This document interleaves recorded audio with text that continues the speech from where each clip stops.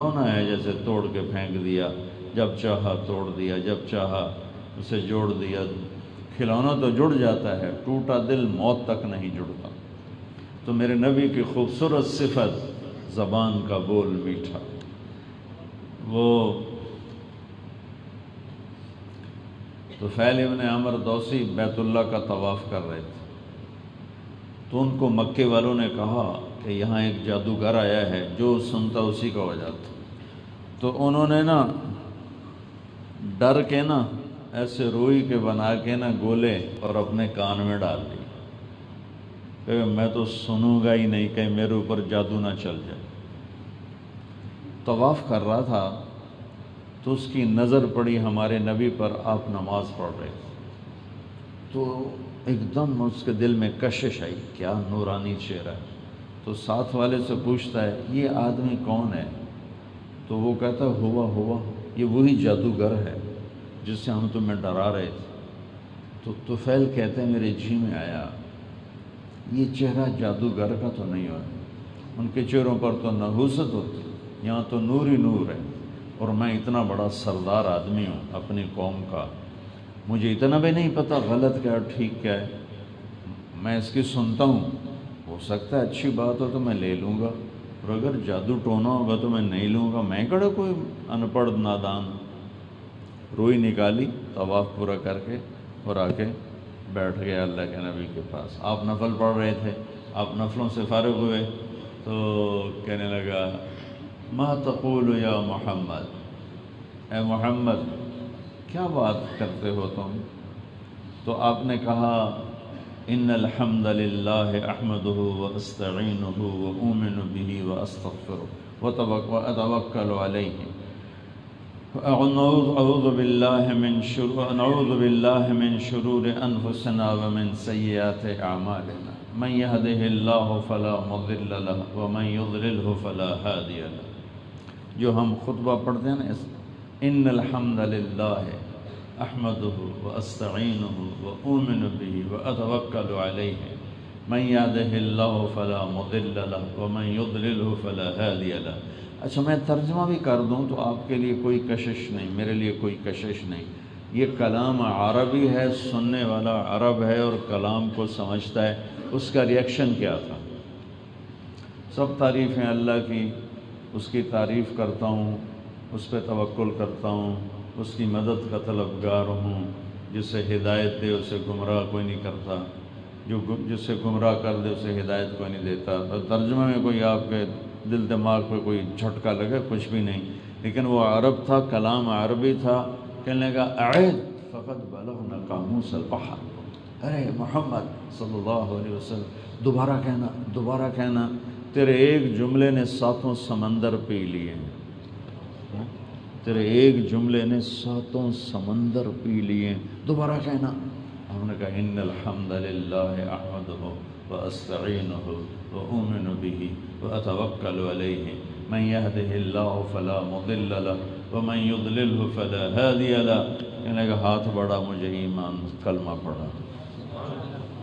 لا یقول الخنا، بھائیو سب سے زیادہ روزہ ہمارا گندا ہوتا ہے اس زبان سے، گالیاں، جھوٹ، غیبت، چغلی، شکایتیں، الزام، بہتان، جھوٹے دعوے، جھوٹی گواہیاں، جھوٹی باتیں اور لوگوں کی غیبت، لوگوں کا دل توڑنا، اس سے سب سے زیادہ روزہ خراب ہوتا ہے۔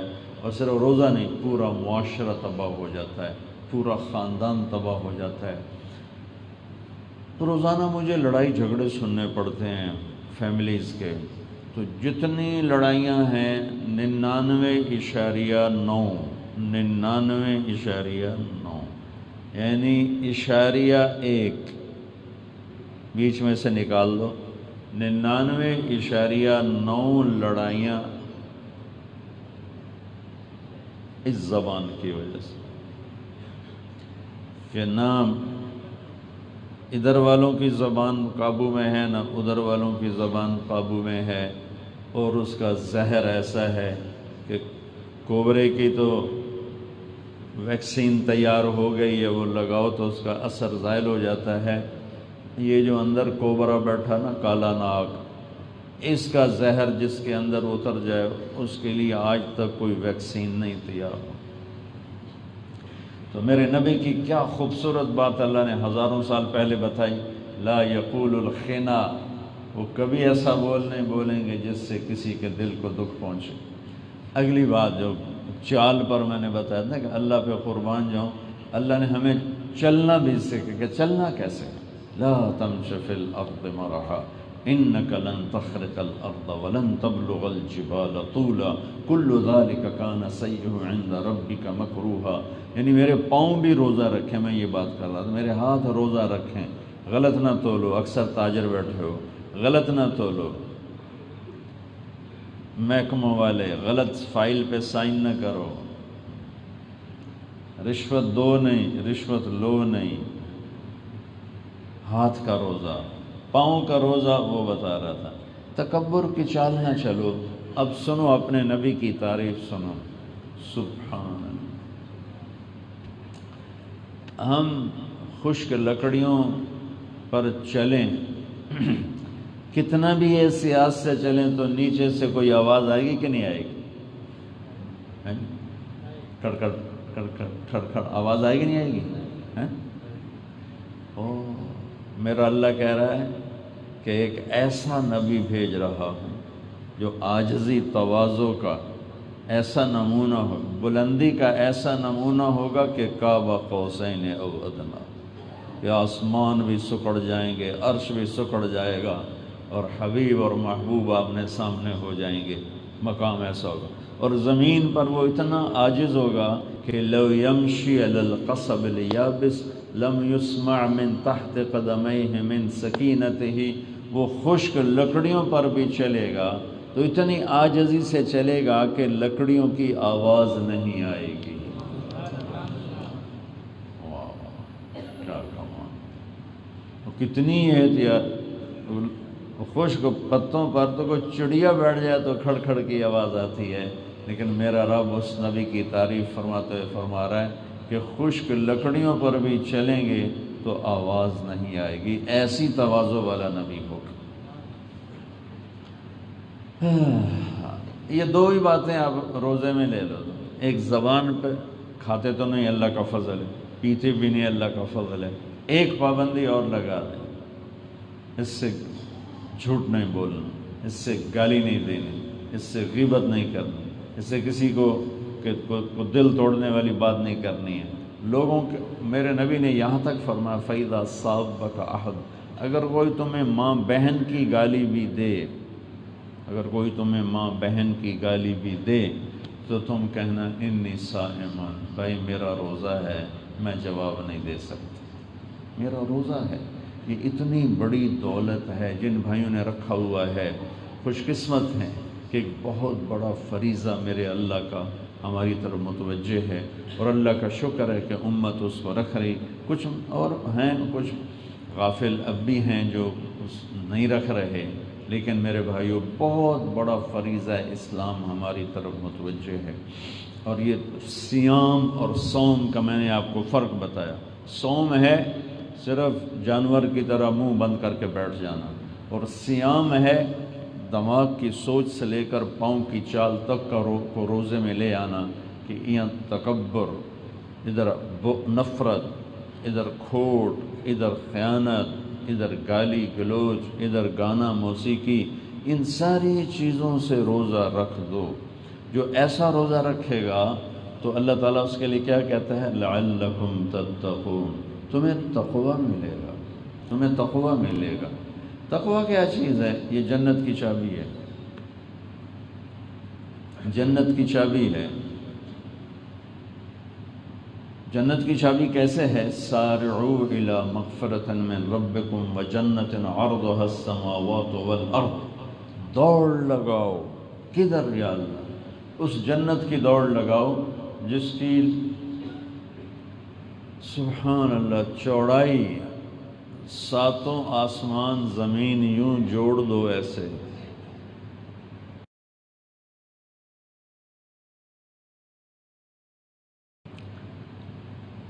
جہاں جا کر یہ ختم ہو، لمبا ہوتا ہے، عرض چھوٹا ہوتا ہے، تو اللہ تعالیٰ کہہ رہا ہے طول میں تو ان کی دساں تو سمجھ نہیں آنا، میں تمہیں وہ جنت کی چوڑائی بنتی ہے۔ وہ زمین آسمان کیا بلا ہے، زمین تو چلو ہماری چھوٹی سی ہے، آسمان کیا چیز ہے۔ اللہ کے عرش کے نیچے ایویں ایک پاسے یہ نہیں کہ سارے عرش، ایک پاسے کسی کونے ایک سمندر ہے جس میں ایک لہر جو اٹھتی ہے تو 7 زمین آسمان کے برابر اٹھتی ہے، ایک موج کا تم روزہ رکھو، کیا ہوگا؟ یہ جنت کی چابی ہے۔ عبداللہ بن زبیر رضی اللہ تعالیٰ عنہ پہلی رمضان کی افطاری کھاتے تھے اور سحری کھاتے تھے اور روزہ رکھتے تھے اور افطار کرتے تھے 15 رمضان کو جا کر، 15 دن نہ کھانا نہ پینا، اس کو کہتے ہیں صوم وصال۔ 15 دن کے بعد افطاری فرماتے، پھر 16ویں روزے کی سحری کرتے اور 29 ہوتا یا 30 ہوتا اس پہ جا کے اس کی افطاری کرتے تھے۔ اللہ نے ان کو اتنی طاقت دی تھی، انہوں نے اللہ کے نبی کا خون پیا تھا۔ یہ خون وہ لگواتے ہیں، جونکیں لگواتے ہیں تو اس سے خون نکلا، تو آپ نے عبداللہ بن زبیر کو دے کر فرمایا کہ اس کو جا کے دفن کر کے آؤ۔ وہ باہر گئے اور سارا پی لیا، تو جب اندر آئے تو آپ نے فرمایا دفن کر دیا؟ کہا ہاں جی، وہاں کیا ہے جہاں کوئی دیکھ ہی نہیں سکتا۔ تو آپ نے کہا لعلہ کا شرب تھا، لگتا ہے تو نے پی لیا؟ کہا ہاں جی پی لیا۔ کہا بس اب لوگوں کی خیر نہیں۔ مطلب ایک دفعہ نا عرب کے بہادروں کا تذکرہ ہو رہا تھا، بھائی کون کون بڑا بہادر ہے، تو لوگ نام لے رہے تھے، عمرو بن مادی کرب، مقداد بن اسود، قیس بن مکشوح اور طلیحہ بن خویلد اور زبیر بن عوام، اس طرح بات چل رہی تھی۔ تو کسی نے کہا تم عبداللہ بن زبیر کا نام ہی نہیں لے رہے ہو؟ تو کہنے والوں نے کہا ہم انسانوں کی بات کر رہے ہیں، جنات کے نہیں، وہ تو انسان ہے، وہ تو جن ہے، وہ تو جن ہے، اس کی ہم بات نہیں کر رہے۔ سبحان اللہ۔ تو وہ مدینے سے روزہ رکھ کے چلتے تھے اور 8ویں دن مکے میں آ کے افطار کرتے تھے، راستے کی گرمی اور دھوپ اور پیاس کو برداشت کرتے کرتے۔ یہ عام انسان نہیں کر سکتا، نہ ہی کوئی اور ان کے علاوہ کرتا تھا۔ یہ کیسے کرتے تھے؟ نبی کا خون اندر گیا تھا اور ان کی نورانیت بھی گئی اور اس کی روحانیت بھی گئی اور اس کی طاقت بھی گئی۔ تو وہ 15 دن کے بعد رمضان، ان کی صرف 2 سحریاں 2 افطاریاں ہوتی تھیں پورے رمضان میں۔ ہم تو افطاری میں کھا کھا کے اپنی مت مار دیتے، رمضان کے علاوہ تھوڑا کھاتے ہیں، رمضان میں زیادہ کھاتے ہیں۔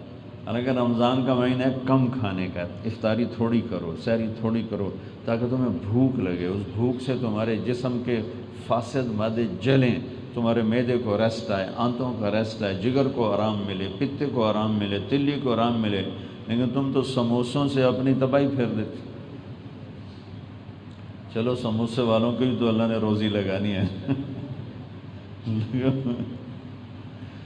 تو میرے بھائیو، ایک اللہ کا بہت بڑا فریضہ ہماری طرف متوجہ ہے اور وہ روزہ ہے۔ اس کو میرے نبی رجب کا چاند دیکھ کر کہتے اللہم بارک لنا فی رجب و شعبان وبلغنا رمضان۔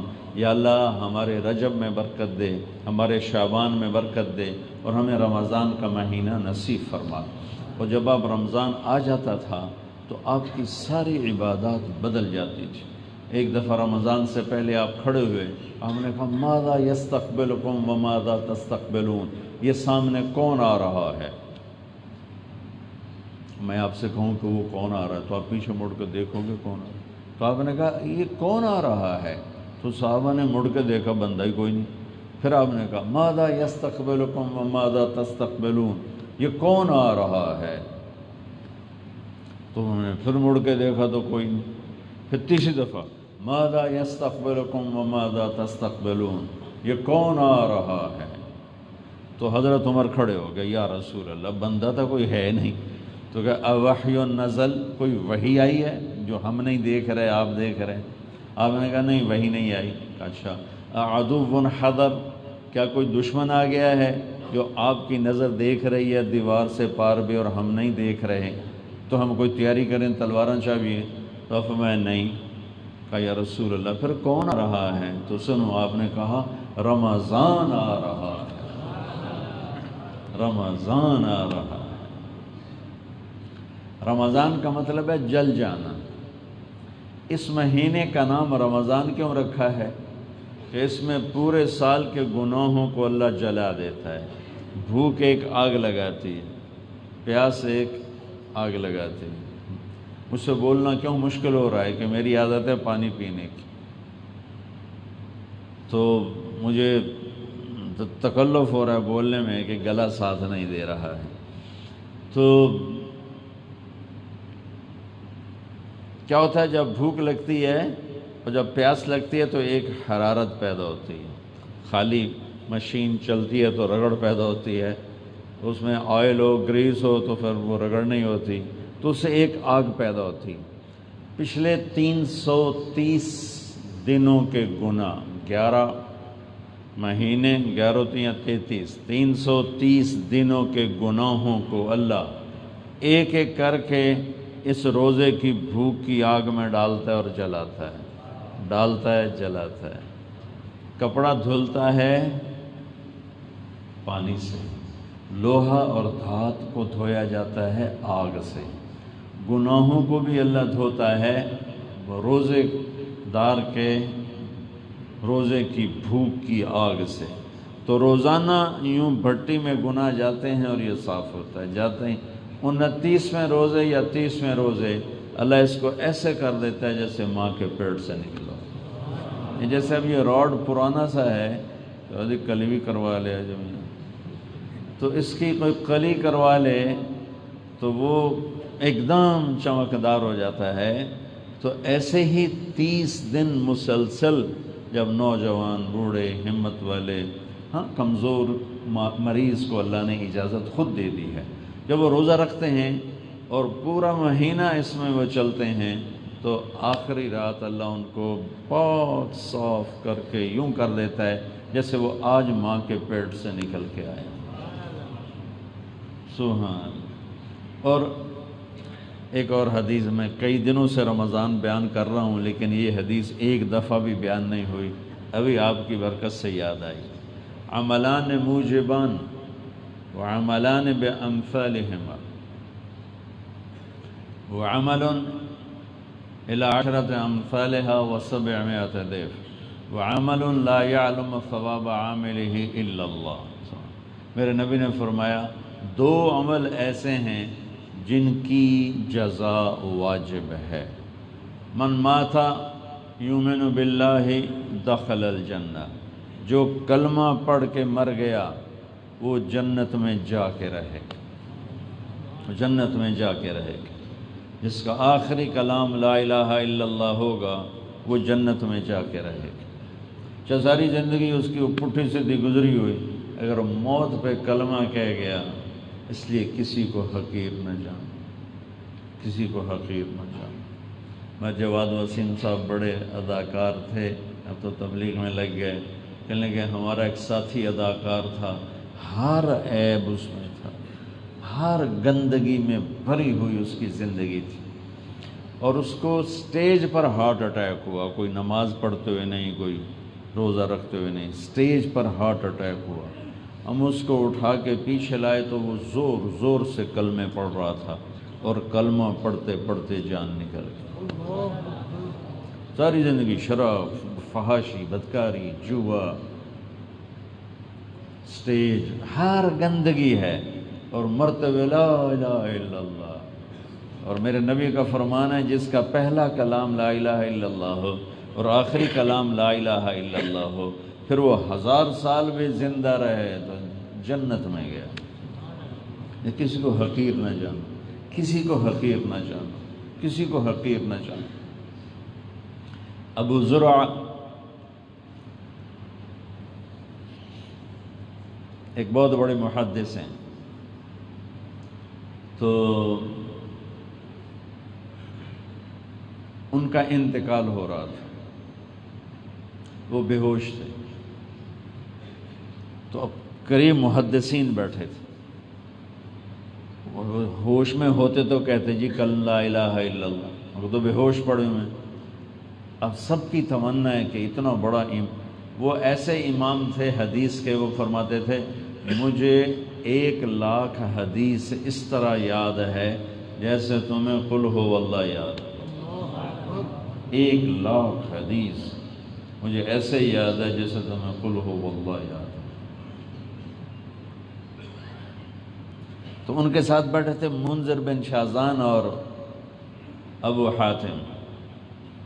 تو اب ایک حدیث ہے من کان آخر کلامہ لا الہ الا اللہ دخل الجنہ، یہ حدیث ہے۔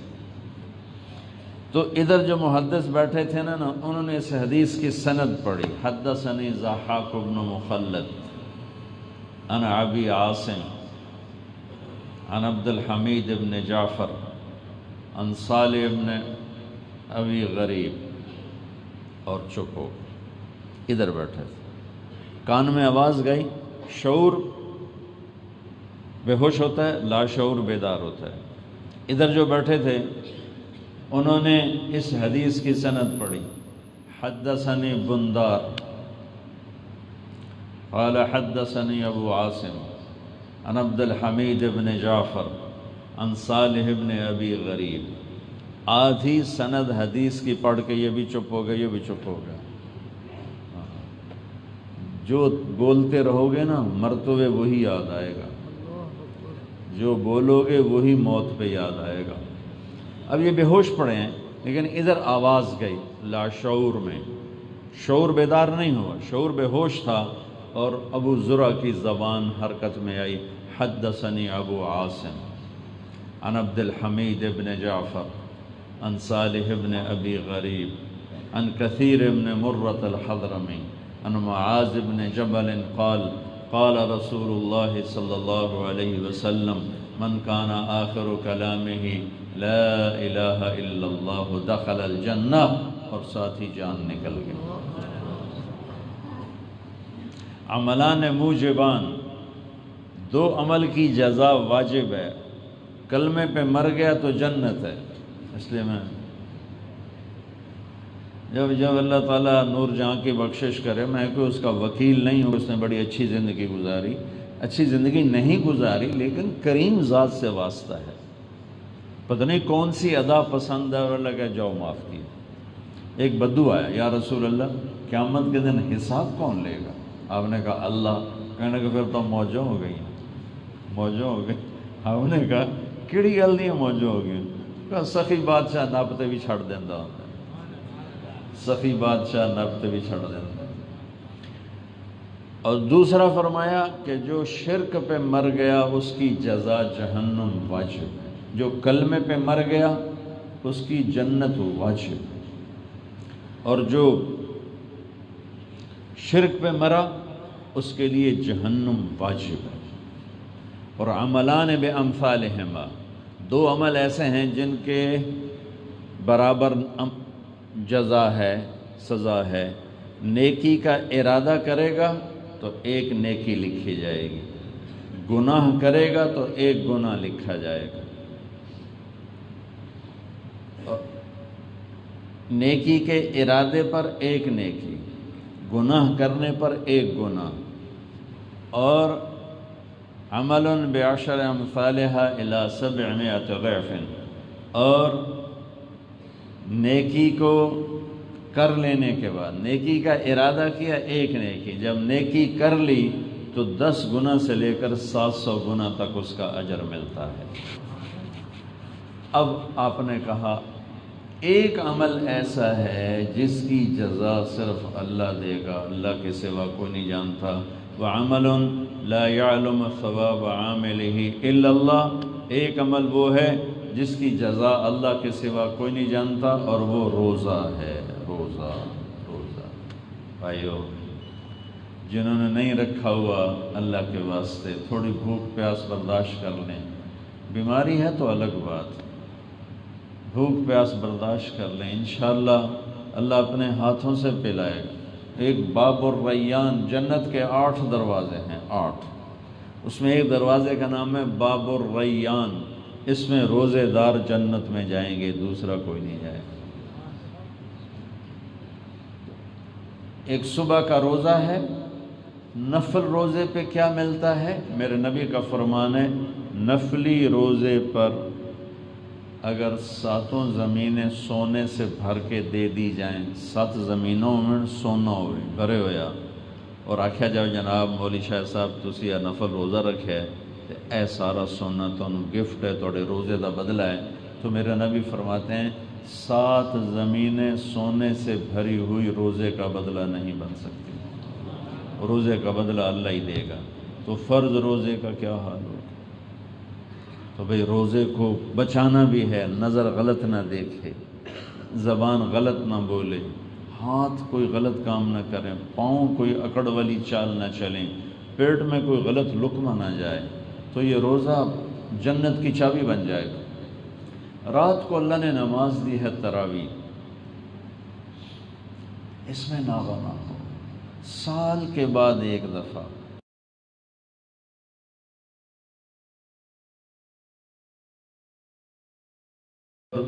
افطاری اور تراویح پڑھنے کا آسان طریقہ بتاتا ہوں۔ سحری پہ حملہ نہ، افطاری پہ حملہ نہ کرو، کھاؤ، حملہ نہ کرو۔ سمجھتے ہو نا، حملہ نہ کرو۔ اگر نہیں سمجھتے تو کسی دسترخوان پہ بیٹھ کے دیکھ لو کہ افطاری کیا ہو رہی ہے۔ وہ افطاری نہیں ہوتی، حملہ ہوتا ہے، حملہ، ڈھو ڈھو ڈھو، اور ایسے بے وقوف ہیں اپنے اوپر ہی حملہ کرتے ہیں، گلاسوں پہ گلاس شربت چڑھا جاتے ہیں، یہ پیپسی 7 اپ چڑھا جاتے ہیں، اندر میں پیس ٹھوکتے ہیں، سموسے ٹھوکتے ہیں، پکوڑے ٹھوکتے ہیں، پوڑیاں ٹھوکتے ہیں، پتہ نہیں کی بلائیں پھر پے انہوں نے مجھ طرح ہوں نہ نماز ہی نہیں پڑھنی، نہ تراویح کتوں پڑھنی، انہوں کو تو ہلیا نہیں جاتا تو تراویح کیسے پڑھے گا؟ میں تو خیر ویسے ہی شکر اللہ کا بہت تھوڑا کھاتا ہوں، لیکن میں افطاری، میری افطاری سن کے آپ حیران ہو گئے، میں افطاری قہوے سے کرتا ہوں یا چائے سے کرتا ہوں، پانی بھی نہیں پیتا ہوں، کہ ایک دم جب پانی پیتے ہیں اور جسم گرم ہوتا ہے تو وہ پورے اعصاب کو سست کر دیتا ہے پانی، اور جان نکل جائے، لگتا ہے جیسے جان ہی کوئی نہیں رہ گئی۔ یا تو مجھے یاد ہی نہیں کب سے میرا یہ معمول ہے کہ میں چائے پہ روزہ افطار کرتا ہوں یا قہوہ بنوا کے اس پہ روزہ افطار کرتا ہوں، یا اگر مجھے زیادہ ہی پیاس کی طلب ہو تو میں گھڑے کے پانی سے، گھڑے کا پانی، اور اسے شربت بنانا ہو تو میں شہد ڈالتا ہوں، یہ روح افزا اور جام شیریں وغیرہ یہ میں نہیں ڈالتا، میں اس میں شہد ڈال کے اور ایک سادے پانی کا گلاس لے لیتا ہوں، 1 یا 2 یا 3 کھجوریں لے لیتا ہوں، کوئی پھل پڑا ہو تو تھوڑا بہت لے لیتا ہوں، ورنہ بس ختم۔ تو پھر میں آرام سے تراویح پڑھتا ہوں۔ میرا زندگی بھر کا معمول تھا 6 پارے روزانہ سننا، 5 پارے روزانہ سننا، تاکہ جلدی ختم ہو جائے۔ پھر میرے سفر ہوتے ہیں تو سفروں میں پھر تراویح میں قرآن سننے کا موقع نہیں ملتا، تو اب مصروفیت کی وجہ سے 3، سر میں درد ہو تو 2، تاکہ میرا قرآن ختم ہو جائے، قرآن نہ رہے، تو وہ کوئی تکلیف نہیں ہوتی سننے میں۔ لیکن جیسے ہم لوگ ماشاءاللہ افطاری پہ فائر کرتے ہیں، وہ تو لگتا ہے ہندوستان دی جنگ لگ گئی، تو یہ نہ کرو، ہلکی سی افطاری۔ تم نے چلو سموسہ کھانا ہے تو 1 کھا لو، چھوٹا سا کو لے لو منہ کا ذائقہ بنانے کے لیے، پھر آپ تراویح دیکھو گے آرام سے آپ پڑھو گے، چاہے حافظ صاحب 2 پڑھے چاہے 3 پڑھے، اور عام طور پر رات ہم نے 2 پارے پڑھے، 1 گھنٹہ 5 منٹ لگا، تو ایسے خوف ہوتا ہے، وی تراویاں، گھر جا کے کیا کرتے ہو؟ 8 پڑھ کے چلے جاندے ہو، کیا کرتے ہو؟ ایویں جا کے بہ جاندے ہو، تو وہی اللہ کو سجدہ کر لو، سال کے بعد کہتا ہے آ جا۔ اور تراویح میں دیتا کیا ہے وہ؟ میرے نبی کا فرمان ہے تراویح کے ہر سجدے پر 1500 نیکی، 1500، 40 سجدے 60,000، 60,000، وطروں کے بھی ہر سجدے پہ 1500 نیکی، چونکہ وہ ساری قیام اللیل، تراویح کا اصل نام ہے قیام اللیل، قیام اللیل، تراویح کا نام بعد میں پڑا، کہ مکے والے کیا کرتے تھے، 4 تراویح پڑھ کے وقفہ کرتے تھے. کیا کرتے تھے؟ طواف کرتے تھے. تو اس وقت قرآن بھی بہت پڑھا جاتا تھا، تو وہ 4 تراویح میں کھڑے کھڑے جو تھوڑی بہت سستی ہوتی وہ طواف کر کے ختم ہو جاتی. پھر 4 تراویح پڑھتے تھے، پھر طواف کرتے تھے. پھر 4 تراویح پڑھتے تھے، پھر طواف کرتے تھے. پھر 4 تراویح پڑھتے تھے اور پھر طواف کر کے پھر وتر پڑھتے تھے. تو ان کے 5 طواف ہو جاتے تھے. تو اس تھوڑے سے دیر کے جو آرام ہوتا ہے اس کو ترویحہ کہتے ہیں، ترویحہ. تو اس سے نام پڑا صلاۃ التراویح. نام اس کا ہے قیام اللیل. اور مدینے والوں نے سوچا کہ یہ مکے والے تو طواف کرتے ہیں، تراویح پڑھتے ہیں، ساڑھو بولتا طواف ہے نہیں، آپا کی کریے. انہوں نے 40 تراویح پڑھنے شروع کر دی. کئی صدیاں 40 تراویح پڑھتے تھے جب شوق تھے، ذوق تھے. 8 پڑھو، 2 پڑھو، 10 پڑھو، 12 پڑھو، 20 پڑھو، گنجائش ہے، گنجائش ہے، دیانتداری کی بات. لیکن یہ کہنا کہ 8 کے اوپر پڑھنا بدعت ہے، یہ جہالت ہے، یہ انتہائی نادانی ہے، انتہائی نادانی ہے. قیام اللیل مثنی و مثنی، رات کی نماز کا کوئی عدد مقرر کوئی نہیں. حضرت عمر نے 20 تراویح مقرر فرمائی، زیادہ بھی پڑھ لو کوئی حرج نہیں. تو کم از کم 20 پڑھو. ہر سجدے پہ 1500 نیکی ہے تمہارے لیے. اور جب آخری رات ہوگی تو اللہ تعالیٰ فرمائیں گے میرے بندوں نے دن میں روزہ رکھا، رات کو تراویح پڑھی، میں نے اس کے بدلے سب کو معاف کر دیا، سب کو معاف کر دیا. یہاں یہ جناح کالونی والے ادھر ایک چھوٹا سا پرچہ لگا دیں، جو ہماری مسجد میں تراویح پڑھے گا 150 روپے فی سجدہ دے گے. کل ویکھے جی تماشا کی بنتا ہے. جو فجر دی نماز تو مسلے بھی چاہتے لوگ نہ بہ گئے، میں نے نپ لے ہوئے اپنے دادیاں بھی چاہتے لے آن کے دادا اٹھی چلیے ساجے پیسے لبنے، یہاں ڈانگا سوٹے چل جائیں گے کہ 150 روپیہ 150 روپیہ.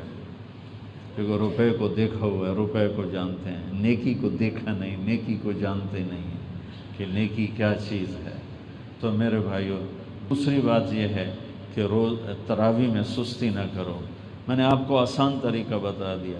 ہلکی پھلکی افطاری کرو، پھر تراویح پڑھو، پھر جو مرضی کھا لو. ہوں بھاویں سموسے کھاؤ، بھاویں پکوڑے کھاؤ، بھاویں سارے کو فیصل آباد دی مرغیاں دیاں ٹنگاں کھا جاؤ، لیکن افطاری میں تھوڑا اپنے ہاتھ کو روک کے رکھو تو آپ کو بہت آسانی سے انشاءاللہ تراویح پڑھنے کا موقع مل جائے. پھر اللہ تبارک و تعالیٰ نے اس میں ایک رات رکھی ہے لیلۃ القدر. لیلۃ القدر خیر من 1000 شہر. ایک دفعہ بنی اسرائیل کے بارے میں اللہ کے نبی نے فرمایا کہ 4 انبیاء نے 80 سال اللہ کی راہ میں جہاد کیا. صحابہ کہنے لگے یا رسول اللہ ہماری تو عمر ہی 80 سال نہیں ہوتی. تو اللہ نے یہ صورت اتاری، انا انزلناہ فی لیلۃ القدر وما ادراک ما لیلۃ القدر. لیلۃ القدر خیر من 1000 شہر تنزل الملائکۃ والروح فیہا بإذن ربہم من کل امر سلام ہی حتی مطلع الفجر. لیلۃ القدر، شب قدر. قدر کے جتنے معنی آتے ہیں عربی میں سارے اس صورت میں اللہ تعالیٰ نے خوبصورت انداز میں بیان کی. قدر قیمت کو کہتے ہیں، ما قدر ہو، اس کی قیمت کیا ہے؟ تو اللہ نے کہا لیلۃ القدر خیر من 1000 شہر، کہ اس کی قیمت یہ ہے کہ تم ایک رات جاگ لو، 1000 مہینے کی عبادت سے تمہیں زیادہ اجر ملے گا. یہ قیمت ہے. قدر عظمت کو بھی کہتے ہیں، عظیم القدر آدمی ہے. تو اس کے عظیم ہونے کا معنی کیا ہے؟ انا انزلناہ فی لیلۃ القدر. اس میں قرآن اترا جس نے اس کی عظمت کو 4 چاند لگا دی. قدر تنگی کو بھی کہتے ہیں.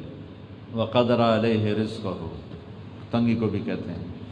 تو تنزل الملائکۃ والروح فیہا بإذن ربہم، کہ اتنے فرشتے اترتے ہیں کہ زمین تنگ پڑ جاتی، زمین تنگ پڑ جاتی۔ پھر قدر حد بندی کو بھی کہتے ہیں، حد بندی کو بھی کہتے ہیں۔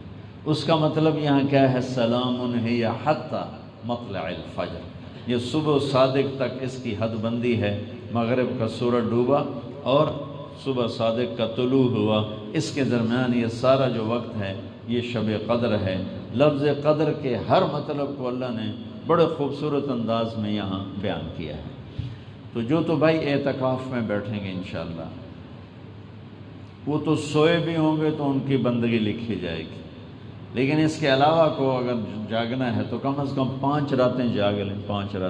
5 راتوں میں ایک رات 21 ہے، 23 ہے، 25 ہے، 27 ہے، 29 ہے، ان میں سے ایک رات ضرور ہے۔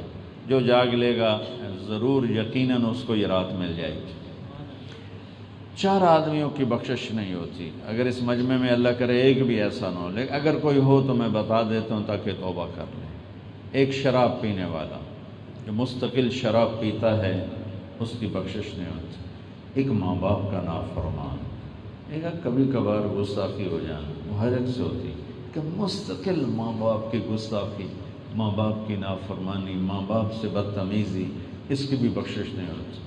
تیسرا ہے جو قریبی رشتہ داروں سے ہر وقت لڑتا رہتا ہے، بائی کاٹ، بس سلام دعا بند، بس بول چال بند، بس وہ گھر نہیں بڑھنا، یہ تیسرا آدمی۔ چوتھا جو دل میں کسی انسان کی، مسلمان کی نفرت پالے بیٹھا ہے، ایک اس کی بخشش نہیں ہوتی۔ تو یہ 4 کام اگر اس مجمع میں کسی کے اندر ہیں، کوئی ایک ہے، 2 ہیں، 3 ہیں، 4 ہیں، میں ہاتھ جوڑتا ہوں، باہر والے دیکھ نہیں رہے پر میں ہاتھ جوڑ رہا ہوں کہ اللہ کے واسطے اس سے ہم توبہ کریں، نشے سے توبہ کریں، ماں باپ کی نافرمانی سے توبہ کریں، اور رشتہ داروں کی لڑائی سے توبہ کریں، اور دل میں نفرت سے توبہ کریں۔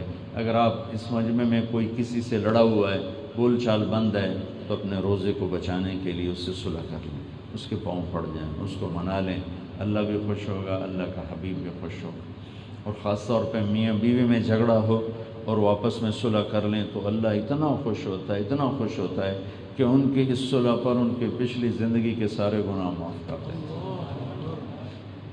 یہ رشتہ اتنا بڑا ہے کہ اس پر اگر صلح ہو جائے، جو صلح کروائیں گے وہ بڑے عظیم الشان ہوں گے۔ خود صلح ہو جائے بڑی اچھی بات ہے، ورنہ کسی کو بیچ میں ڈال کے صلح کروائی جائے تو اس پر میاں بیوی کے پچھلی زندگی کے سارے گناہ معاف ہو جاتے ہیں۔ اور آخری چیز ہے اس کا صدقہ، روزے کا صدقہ، جس کو ہم فطرانہ کہتے ہیں۔ عام طور پر وہ 2 سیر گندم کہا جاتا ہے، لیکن میں آپ کو بتاتا ہوں جو میرے نبی کا تھا، اس سے آپ کا اجر بڑھ جائے گا، وہ ہے کشمش۔ 3 کلو کشمش، 3 کلو کشمش دو گے تو 1500 روپیہ بنے گا۔ کشمش کے مساوی پیسے، 3 کلو کے پیسے 1500 بنتے ہیں۔ یہ ہو سکتا ہے اس سے بھی زیادہ ہوں یا تھوڑے سے کم ہوں۔ تو اگر ایک گھر میں 4 افراد ہیں تو وہاں سے 6000 روپیہ کسی غریب کے پاس جائے گا تو اس کی عید بھی اچھی ہو جائے گی، کپڑے بھی لے لے گا۔ اور اسی گھر سے اگر 800 روپیہ جائے گا تو 800 روپیہ نال تو سبزی بھی نہیں پکا سکتے۔ تو اس لیے جو مالدار لوگ ہیں وہ روزے کا صدقہ، جس کو ہم فطرانہ کہتے ہیں، وہ ادا کریں کشمش کے حساب سے یا کھجور کے حساب سے۔ باقی گندم سے بھی ادا تو ہو جائے گا، لیکن سخی بننا ہے، اللہ کو راضی کرنا ہے، غریب کی دعا لینی ہے تو پھر اس سے ادا کرو کشمش کے لحاظ سے۔ اور بھائی اب پہلا عشرہ شروع ہے، ابھی دوسرا بھی آئے گا، تیسرا بھی آئے گا۔ اللہ نے ہمیں یہ تبلیغ کا مبارک کام دیا ہے۔ میں آپ سب سے کہتا ہوں کہ آپ سارے بھائی کم از کم 3 دن اس مہینے میں ضرور لگا لو، چاہے پہلے 10 دن، چاہے درمیانی 10 دن، چاہے آخری 10 دن، تو اس کی یہاں بیٹھے بیٹھے نیت تو کر لو، ٹھیک ہے؟ کرتے ہو؟ آخری بات، مبارک مہینہ شروع ہو چکا ہے، اللہ کا عرش پہلے آسمان پہ آ چکا ہے، جنت کے دروازے کھل چکے ہیں، جہنم کے دروازے بند ہو چکے ہیں، اور میرے مولا کی طرف سے اعلان ہو رہا ہے، کوئی توبہ کرنے والا ہے تو آؤ، کوئی مانگنے والا ہے تو آؤ۔ اور ایک فرشتہ اعلان کرتا ہے، اے اچھائی کے کرنے والے مبارک ہو اور آگے بڑھ، اور دوسرا فرشتہ اعلان کرتا ہے اے برائی کے کرنے والے بس کر اور واپس آ جا۔ تو بھائی ہم سب گناہ گار مسلمان بیٹھے ہیں، ہم میں کوئی معصوم نہیں، پاک نہیں۔ تو میں اب سب سے ہاتھ جوڑ کے کہتا ہوں کہ اب ہم سارے مل کر اکٹھے اللہ کی بارگاہ میں توبہ کر لیں۔ تو نیت کرتے ہو سارے بھائی؟ تو میرے ساتھ کہو یا اللہ میری توبہ، یا اللہ میری توبہ، یا اللہ میری توبہ۔ اے زمین آسمان کے شہنشاہ، اے دو جہان کے مالک، اے عرش و فرش کے مالک، اے اسفرا اور ثریا کے مالک، اے مشرق و مغرب کے مالک، اے شمال و جنوب کے مالک، اے بارش کے ایک ایک قطرے پر کے مالک، اے سورج کی ایک ایک شعاع کے مالک، اے چاند کی ایک ایک کرن کے مالک، اے پتے پتنگوں کے مالک، اے نورانی ناری مخلوق کے مالک، ہم تیری بارگاہ میں تیرے مبارک مہینے میں یا اللہ یہ کتنے روزے والے بیٹھے ہوئے ہیں، یا اللہ ہم نے ہاتھ اٹھائے ہیں، ہماری توبہ قبول فرما۔ یا اللہ ہم اپنے بارے میں بھی توبہ کرتے ہیں اور پوری امت کے بارے میں توبہ کرتے ہیں، پوری امت کی توبہ قبول فرما۔ ہمارے صغیرہ گناہ معاف فرما، کبیرہ گناہ معاف فرما۔ یا اللہ پوری امت کے صغیرہ کبیرہ معاف فرما، خاص طور پر وہ گناہ میرے مولا جس پر ناراض ہو کر پوری امت مصائب کا شکار ہے، فتنوں کا شکار ہے، گھر سے بے گھر ہے، در سے بے در ہے، بچے بچیاں یا اللہ رل گئے ہیں، عزتیں نیلام ہو گئی ہیں، خون پانی کی طرح بہہ رہا ہے، ہمارے وہ گناہ معاف فرما دے اور ہمیں اپنا بنا لے یا اللہ۔ ہم بڑے گناہ گار ہیں پر تیرے حبیب کے امتی ہیں، ہم بڑے گناہ گار ہیں پر تجھے وحدہ لا شریک مانتے ہیں، ہم بڑے نافرمان ہیں یا اللہ پر تیرے حبیب کو تیرا نبی اور آخری نبی مانتے ہیں یا اللہ۔ ہم بڑے نافرمان ہیں پر تیری جنت کو حق جانتے ہیں، تیری جہنم کو حق مانتے ہیں۔ تو جس کو پکڑے وہ بھی حق ہے، تو جس کو چھوڑے وہ بھی حق ہے۔ اور یا اللہ ہم تیرے ملائکہ پہ ایمان لائے، تیری کتابوں پر ایمان لائے، آدم علیہ السلام سے لے کر ہمارے نبی پاک صلی اللہ علیہ وسلم تک تمام نبیوں پہ ایمان لائے۔ تیرے سارے وعدے سچے ہیں، تو ہے میرے مولا، ہمارے آگے پیچھے دائیں بائیں اوپر نیچے تیری نشانیاں کھلی کتاب کی طرح ہیں یا اللہ۔ اس حد تک تو ہم نے تیرے ساتھ کوئی دو نمبری نہیں کی، اس سے آگے جب عمل شروع ہوئے تو ہمارے عمل میں بھی کھوٹ آیا، ہمارے بول میں بھی کھوٹ آیا۔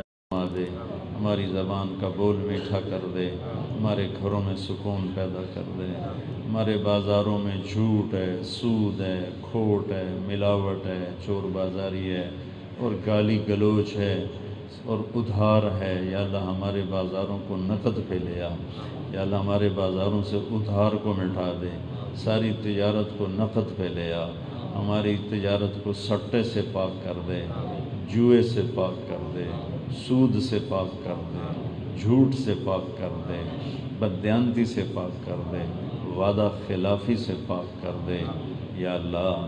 ہر وہ طریقہ جو تیری شریعت میں حرام ہے وہ اس وقت ہمارے بازاروں میں چل رہا ہے، اسے یا اللہ تم مٹا دے۔